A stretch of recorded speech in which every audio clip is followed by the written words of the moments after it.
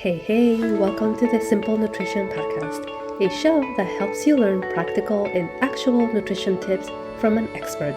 I am your host, Leonila Campos, a registered dietitian with over 8 years of experience in the nutrition field. Hey, welcome back to another episode of the Simple Nutrition Insights Podcast. I am your host, Leonila Campos, registered dietitian. And today we are diving deep into a critical health issue that affects millions of people worldwide. Prediabetes. Whether you've heard the term before or this is your first time learning about it, this episode is all about breaking down what prediabetes is, why it's so important to catch it early, and most importantly, how you can take steps to prevent it from turning into type 2 diabetes. So let's start by defining what prediabetes is. Essentially, it is a condition where your blood sugar levels are higher than normal, but not quite high enough to be diagnosed as diabetes. Think of it as a warning sign or a yellow light that something is off, but we can still do something about it. In the US alone, around 96 million adults have prediabetes and many don't even know it. Now, this is adults.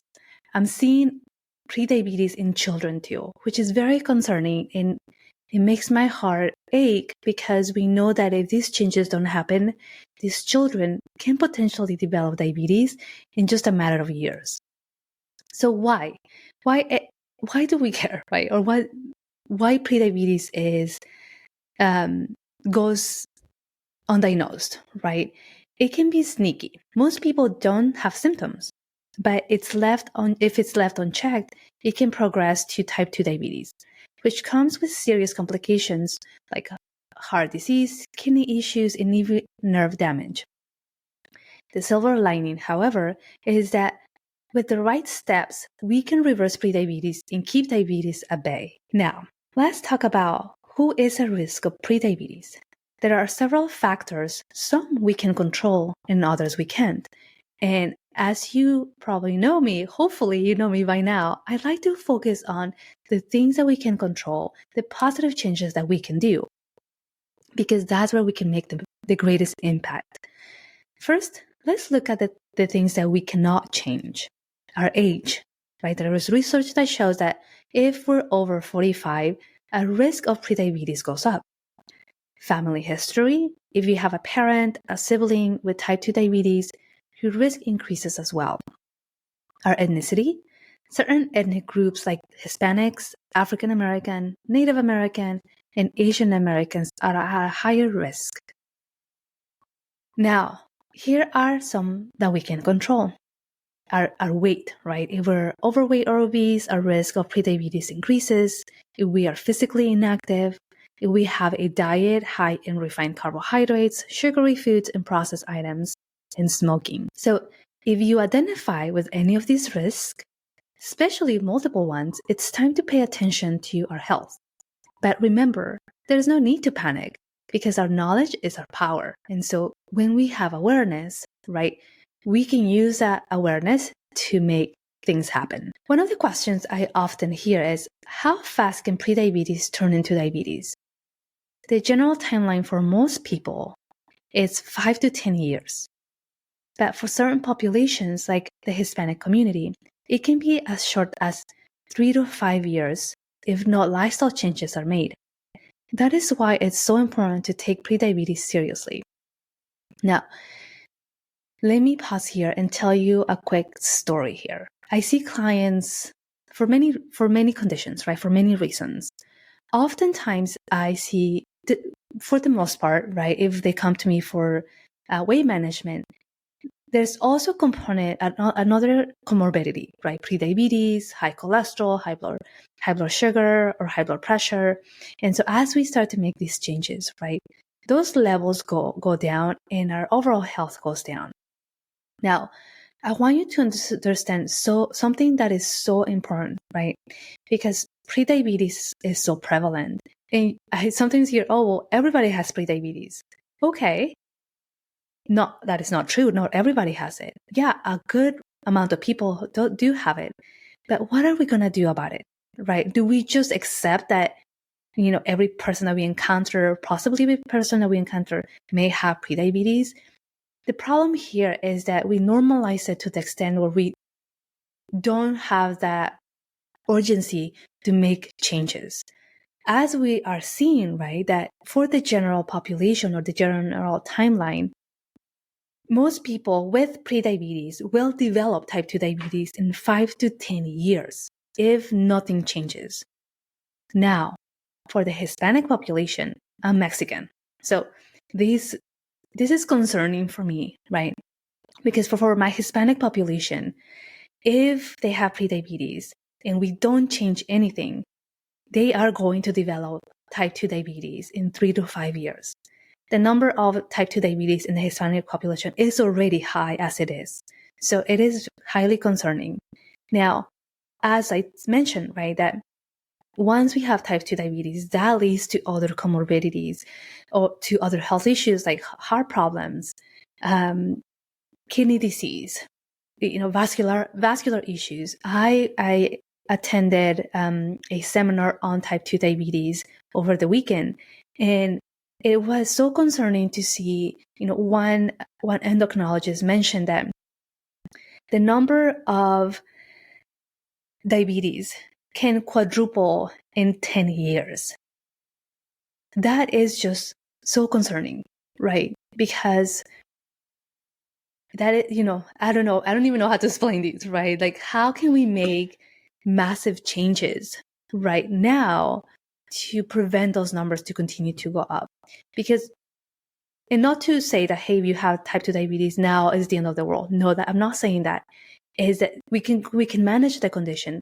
But what I'm saying is that if you have prediabetes, right, there's a warning sign there. We have to make changes, right?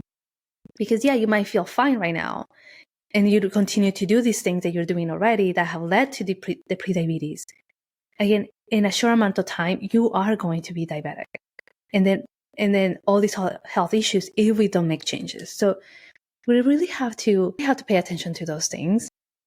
And I'm going to tell you, of course, how to manage, how to prevent prediabetes with nutrition and exercise. So without intervention, there's about a 70% chance that prediabetes will turn into type 2 diabetes over the course of a decade. The good news is that with the right lifestyle changes, like improving our nutrition and more physical activity and losing even a small amount of weight, we can reduce that risk by as much as 58%. Now, oftentimes I hear, I have to lose 20 pounds, 30 pounds to really see a change. And that is incorrect. Most health organizations say that if we lose even 3% of our current body weight, we can see a huge improvement in our glucose control, in our liver health, in our cardiovascular health. So let's take an example. If I'm 180 pounds, 3% of that's 5 pounds.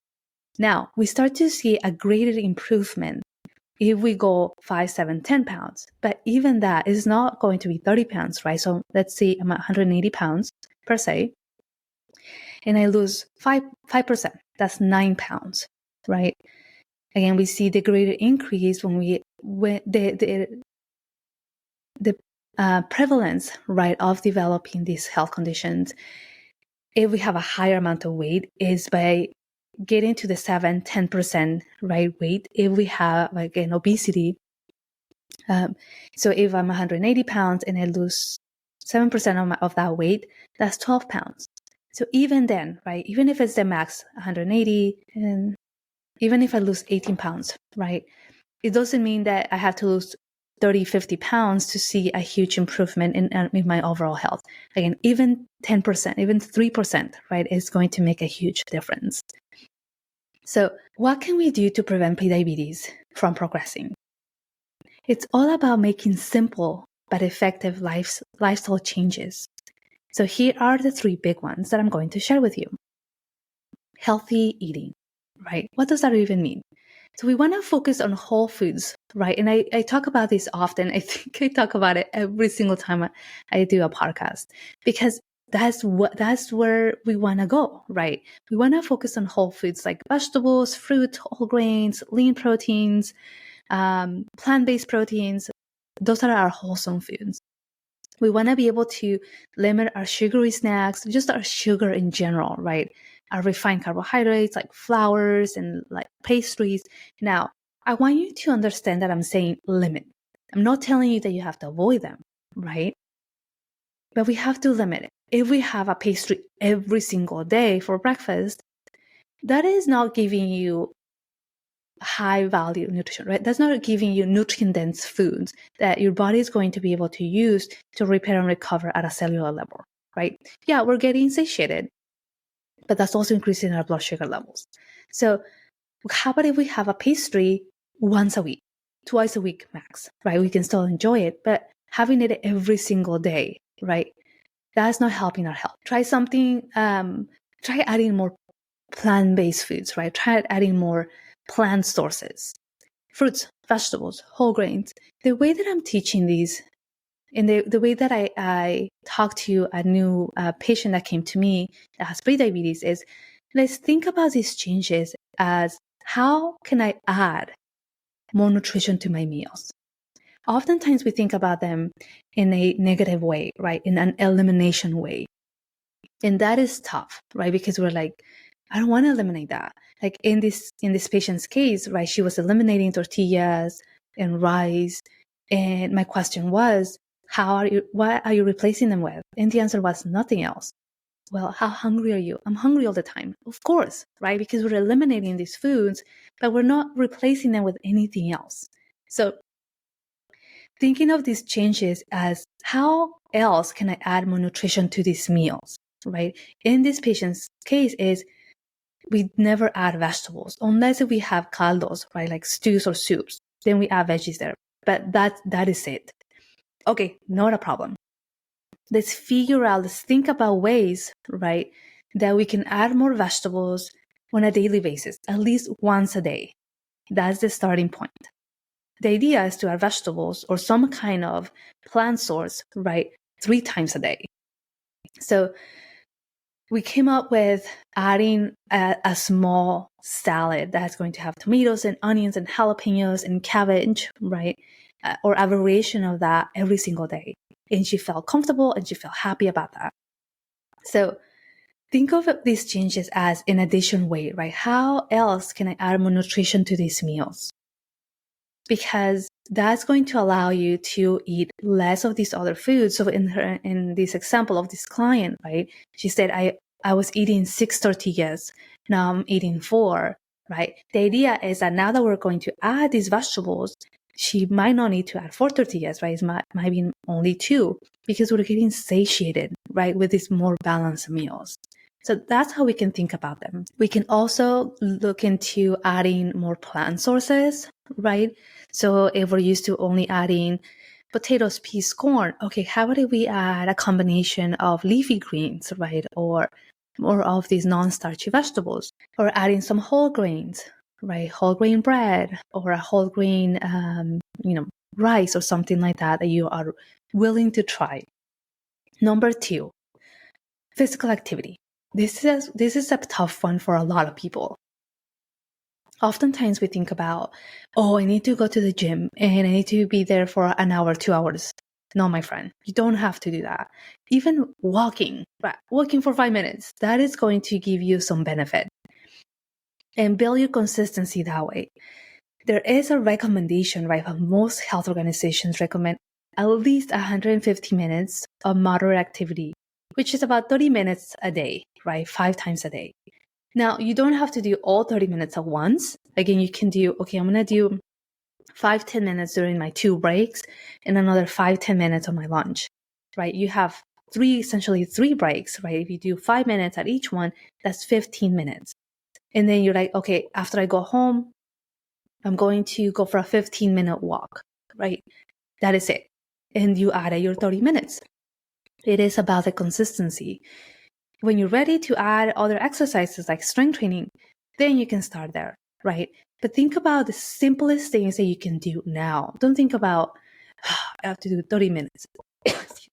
Excuse me. Because when we think about it that way, we're going to find a million obstacles, a million excuses to not do it, right? Trust me. I am busy too. But my husband and I started doing more activities with the kids. My oldest, oh my goodness, I'm talking all morning, and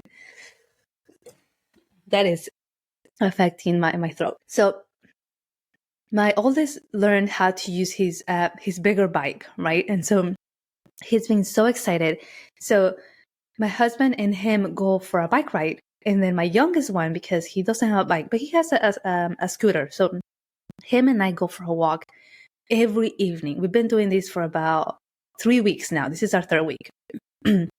And it's something that we're looking forward to now, right? Even the kids, they're asking us, when are we going to go for a walk? Or when are we going to go for a bike ride? And I think it's such a beautiful way to connect with each other. My oldest is connecting with my husband, and my youngest one is connecting with me, right? And we have these conversations, and that is so lovely, right? So finding ways to be active that even if it involves your family, which your family is going to benefit too, right? So, okay, maybe your kids have soccer practice or whatever practice. You can do walks at that time, right? Instead of sitting down, waiting for them, go for a walk, right? Or pace yourself or do something that is going to move your body. There are different ways that we can add activity that it doesn't involve going to the gym. You just have to be creative, right? You have to find something that you feel that you can do and that you build a consistency. But that is the goal, my friend.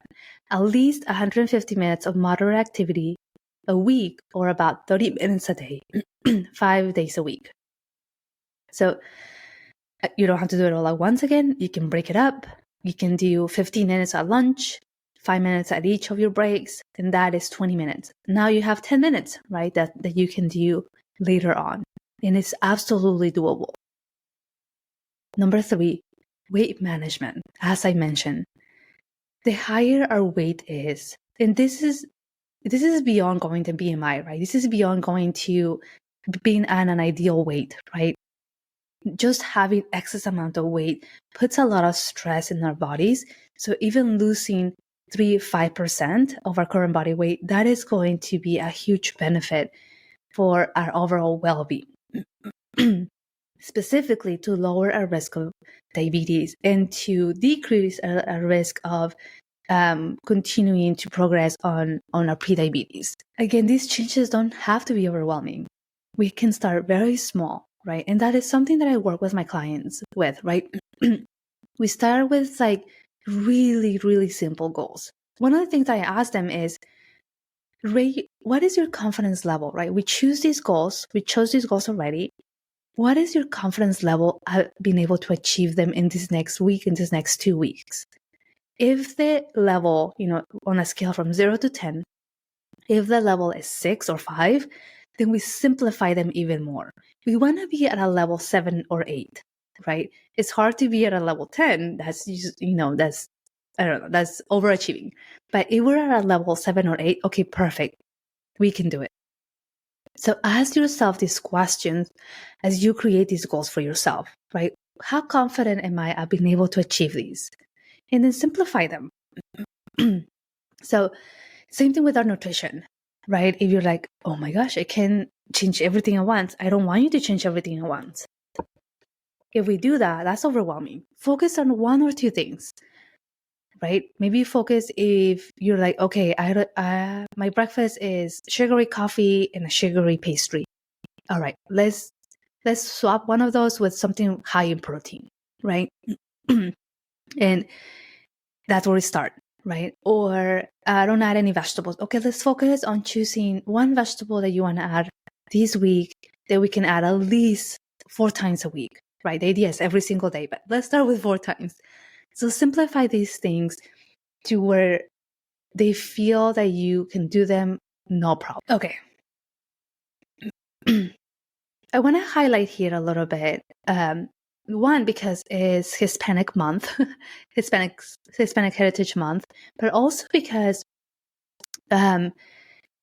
today, not tomorrow, although this episode is airing next week, tomorrow I'm doing a presentation on prediabetes for the Mexican consulate. And so as I was doing my research in, Mexican, so of course and one of the reasons why, or the main reason why I got into nutrition is because of my grandma who has diabetes. And it was just a struggle for her to figure out what to eat without feeling restrictive and without being told that she needed to eliminate her tortillas, her rice, and her beans, which are staples for us as Mexican and for other cultures too. So the prevalence of prediabetes is particularly high, as I mentioned, in the Hispanic population. Around 38% of Hispanic adults have prediabetes. And unfortunately, the rate of progression to diabetes tends to be quicker compared to other groups, as I mentioned, right? In 3 to 5 years, someone that has prediabetes and they don't make any changes is going to turn into diabetes, type 2 diabetes. Now, we asked, or, as I was doing this research, I was like, but why is that? Factors like genetics, cultural dietary habits, and limited access to healthcare play a huge role. But there's also a strong opportunity to turn that page, right? Many of our Hispanic foods, right, like beans, avocado, fish, and vegetables, are incredibly nutritious. And tortillas, corn tortillas, are a whole grain. And so it's not about eliminating those foods, just as I told my my sample patient, right? It's about adding more nutrition to those meals. We can have beans, we can have tortillas, we can have rice, but we're missing another component, right? We're missing our vegetables. And when we miss a food group, we are going to want to fill up with tortillas and rice, right? Because they're satiating. But how many tortillas are we going to eat? How much rice are we going to eat when we don't add these other components, right? So it's about the addition. And it's about making those healthier versions, right, of our foods and staying active, right? Oftentimes I hear, and especially for the community, right, the population that works in the fields, right, or that have physically demanding jobs, the idea of like exercising, right, is like, no, I'm already tired of working out. Totally understanding, right? But we can do other things. We can stretch, right? We can take a walk. We can add some other type of physical activity without feeling like, I have to lift again, right? Or I have to bend again. By finding different ways to move our bodies. And I think the other thing too is that it gets, it's so prevalent that we almost feel like, oh, my mom had it, my sister had it, my brother had it, and I have it, right? So what? We have to really stop thinking about like that, right? We have to break that habit. We have to break that, essentially that chain, and say, no, yes, they had it and they didn't do anything about it, but I don't want to have it, or I have prediabetes now and I don't want to have diabetes, right? We have to break that and we have to change that mindset and we don't have to stop eating our cultural foods, right? We don't have to stop eating our delicious foods. Again, we have to see our plate and be like, okay, what am I missing here, right? How else can I add more nutrition to this meal? Think of it that way and you're going to see a huge difference. So what can you do today to take action? Here is a quick checklist for you. You can schedule an appointment with your doctor to check your labs, right? They can check your fasting glucose, but they can also check your hemoglobin A1C, which is a lab that measures how your sugar is in the past 3 months or so. Now, I hear this often. Oh, no, I don't want to know, right? Because I don't want to know the bad news. Okay. Knowing doesn't mean, or not knowing doesn't mean that you don't have something. It just means that you don't know it, but it's there. So why not doing the test, know where you're at, and make changes now, right? Versus like, oh, well, I have prediabetes. I didn't do it. I didn't check myself. Now I'm diabetic, right? When I had the chance to make changes. So make an appointment. You're going to be nervous, but that's okay. Once you know, then you can make a change, right? You can take action. Number 2, make one small change at a time. Whether it's swapping, your regular soda for water, or walking for 10 minutes, or adding more vegetables, whatever it is that you want to make. But make one small change to a healthier you. Talk to your family and friends, right, about prediabetes and how they can prevent it too. So I think this is really important, especially if you're someone that, your family or your friends listen to. You can have a huge impact, right, in their decision to take care of themselves, but also encouragement, right, to be like, hey guys, we need to break this chain, right, or we need to take better care of ourselves, or let's support each other, something along those lines. Because remember that your health is in your hands, in nobody else's hands, right? This is your body, and you have the power to make a change. And it's never too late to start, right? Even if you're older or whatever the case may be, there's always an opportunity to change something for a healthier you. Prediabetes doesn't have to turn into diabetes. Again, with the right steps, you can absolutely take control over it and thrive. Don't wait, right? Don't wait to know. Don't wait to make a change. Don't make it like everybody has said, who cares? Because, nobody's going to care once you have diabetes, because now it's going to be your problem.